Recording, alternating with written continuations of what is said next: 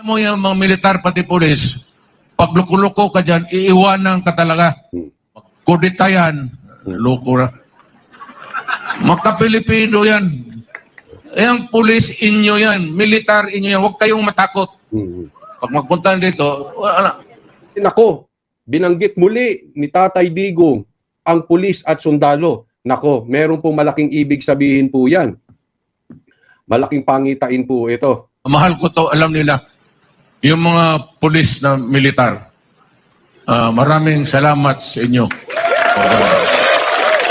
Ito, alam nyo po, malaking bagay po ito, ha? Yung pagpapasalamat ni Tatay Digong sa pulis at militar. Tatandaan po natin, kahapon, sinabi ni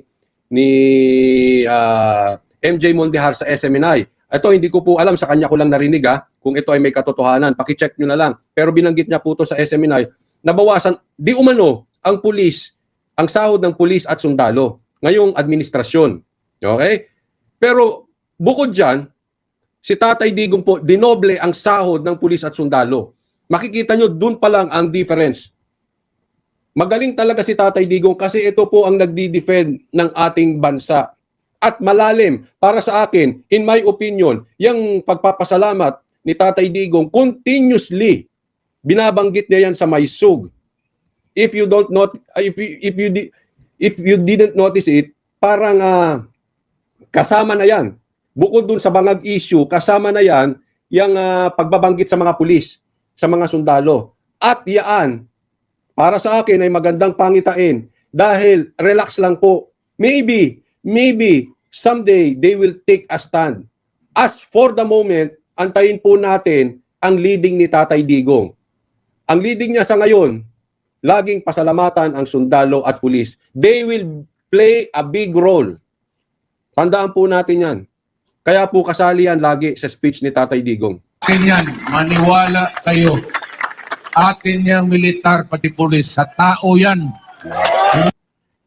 Maniwala kayo, atin yung pulis at militar, sa tao yan. Kaya may problema tayo kung sakali hindi nagagampanan ng gobyernong ito, ng administrasyon ito, ang kanilang responsibilidad, yung kanilang sinumpaan, yung kanilang mandato, kung bakit sila binoto ng taong bayan. Tatandaan nyo po, may reason bakit binoto ng taong bayan itong mga politiko na ito. Ang pulis, syempre nakikinig lang yan. Nagmamasid lang yan. Of course, there is a time for everything.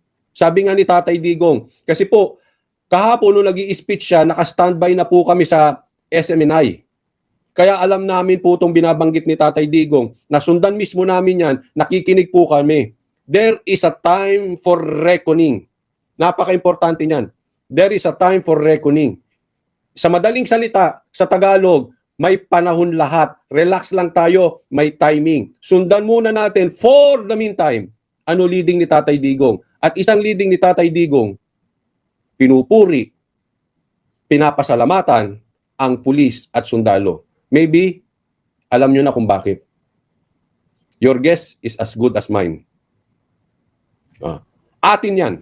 Ulitin ko, atin yan, sabi ni Tatay Digong. Hindi yan nakatutok kaninong umuupo dyan sa putang inang. Alam ko yan kasi galing ako sa Malacanang.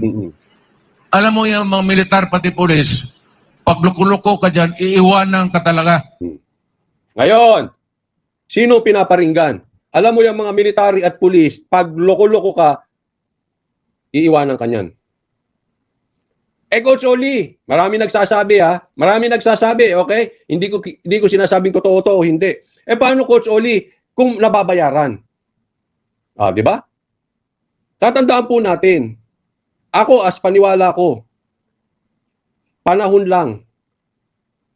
Antayin lang natin. Kasi pag ang isang bagay hindi organic, halimbawa, bayad. Kasi lahat naman may bayad Sa vloggers may bayad, sa mga broadcasters may bayad, sa media may bayad, posible sa militar din may bayad, posible sa pulis din may bayad. Lahat dyan may bayad. Pero hindi naman lahat yan. Mga maliliit na porsyento lang yan. At pag nakikita nitong mga tamang pulis na hindi nabayaran, there is a time for reckoning. May panahon lahat yan. Iiwan kanyan. Tingnan mo, Maraming alingas-ngas na nababayaran ng vlogger. Anong nangyayari? Iniiwan din sila. Bakit? Hindi organic. Pag hininto mo bayad dyan, tapos ka na. Tingnan nyo nangyayari ngayon. Oh, yung mga dating bayad, tahimik na. Fidela Jumalin, maraming salamat po sa kusang loob at sa pag-sponsor ng live na ito. Kaya antayin natin si Tatay Digong. Ha? Relax lang. Alam mo, sa katunayan, medyo nung nakikita ko si Tatay Digong, parang gusto ko na siyang pagpahingahin. Matanda na, nagawa niya na yung mga dapat niyang gawin sa Pilipinas, nagawa niya na yung dapat gawin niya sa Davao. Parang gusto mo na siya magpahinga, enjoy naman ang buhay. Kasi all his life, pinagsisilbihan na tayo. Lalong-lalo na ang Davao. Diba, bakit hindi naman siya mag-relax? Diba? Parang ganun eh. So, sa isang banda, ganun na naiisip ko kay Tatay Digong. Sa isang banda, parang naiisip ko rin. Huwag muna, kasi yung mga taong workaholic, pag pinag-relax mo yan, lalong nagkakasakit. Diba? May mga kamag-anak kayong ganun. Oh. Yung workaholic hindi yung tamad-tamad, yung sanay ng patambay-tambay. Si Tatay Digong, ang tagal mayor niyan, ang tagal sa politika. Kaya medyo torn ako eh. Dapat bang magpahinga na si Tatay Digong o hindi? Siguro makaka-decide lang yan, siya at ang kanyang pamilya. But whatever it is, magpahinga man siya o tuloy ang laban, nasa likod tayo ni Tatay Digong. Tuloy po natin. Magkudita yan. Loko na. Magka-Pilipino yan. Yung police inyo yan. Militar inyo yan. Huwag kayong matakot. Pag magpunta dito, wala yan. Oo, kasi in fairness sa mga pulis, talaga namang makabayan yung mga yan. Minsan lang naiipit sila pag tarantado mga namumuno. Pasensya na po sa mura. Yung mga namumuno, syempre uutusan sila niyan. Syempre mga bossing yan, yung mga yan. No? Pero syempre, nasa loob pa rin yan yung Pilipino. Pag talagang aapihin mo ang mga Pilipino, wala ka dyan. Tao, pagsisilbihan nila. Inyo yan. So, mahalin ninyo ang militar, pati pulis. Mabuhay sila. Kasi kung wala yan, matagal na tayong kinain doon sa South, ang insurgency, at dito naman, itong komunista. Maraming salamat sa mga kababayan nating nagsisilbi, mga pulis at militar. Gaya ng sabi ni Tatay Digong, there is a time for reckoning. Antay lang po kami. Maraming salamat po. At alam ko, kayo po, ang puso ninyo, ay kayo po ay poprotektahan ninyo ang bansang Pilipinas. Maraming salamat po muli. Yes po, live to Al Jardin.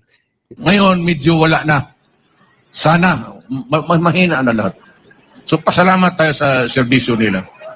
Balik tayo doon sa independence. So, ganun pa man, perfect na sana. But once in a while, maganda na ang takbo.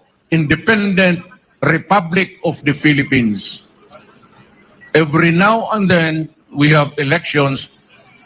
We choose the leaders sa community to run the government. Okay na yan. Pero yung seasonal yan eh.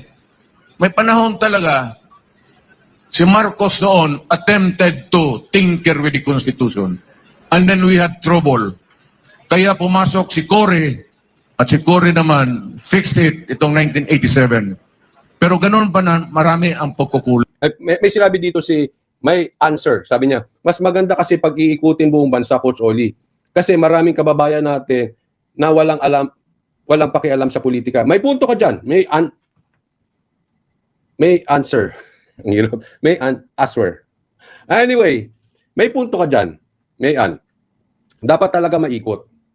Pero ngayong nahihirapan tayo, at higit sa lahat, kung magbabasa po kayo ng mga comment section, bakit hindi na tayo sa EDSA? Bakit hindi sa Manila? Bakit hindi sa Liwasang Bonifacio? Bakit? Kasi andito po ang sentro. At ito po ay malapit sa Malacanang.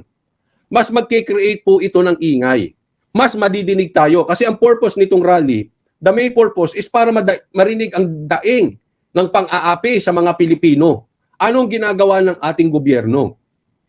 So, pag sa Manila po ito gagawin, sa Liwasang Bonifacio, bukod sa hindi na natin kailangan ng permit, mas maingay po ito.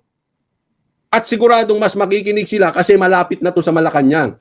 If we show yung ating dami sa Liwasang Bonifacio, baka makinig ang binging administrasyon. Dahil nga, ulitin ko, malapit na sa Malacanang.